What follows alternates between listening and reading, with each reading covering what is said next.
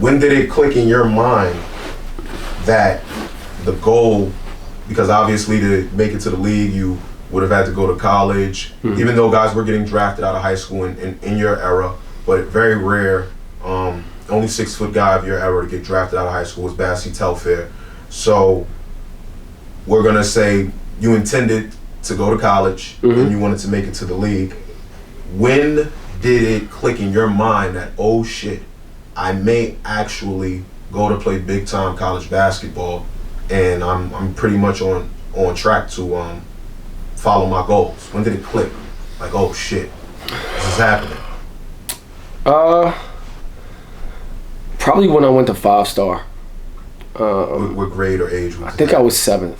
Okay. You know, and I was bigger. I grew early, so I was 5'10", 7th grade. So like I was that's a big guard in 7th grade. I could rebound, I could handle, I could shoot, you know, and we were playing other teams from other areas, and you know I would put up 50, and I was like, yo, I knew like I was playing Division I basketball, I was gonna do that. Right. Like nothing was gonna stop me from that.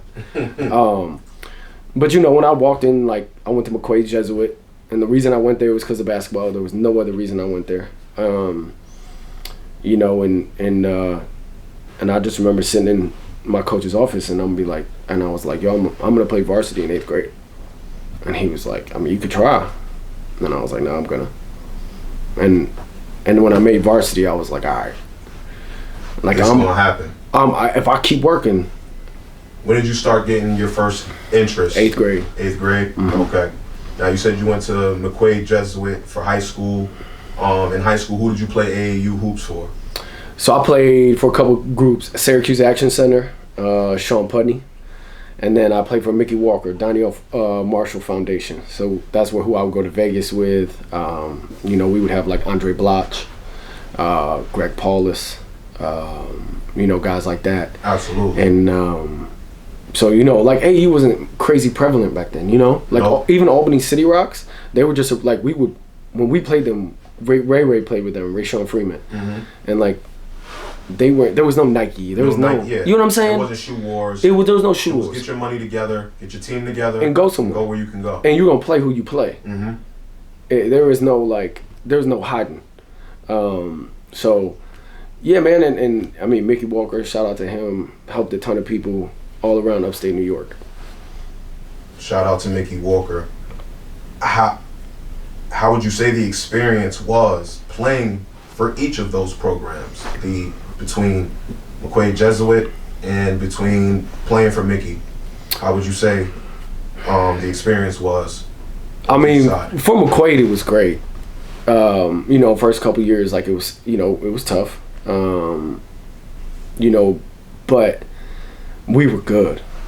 You know, we lost in the city finals my sophomore year. Then my junior year, we were ranked in the country.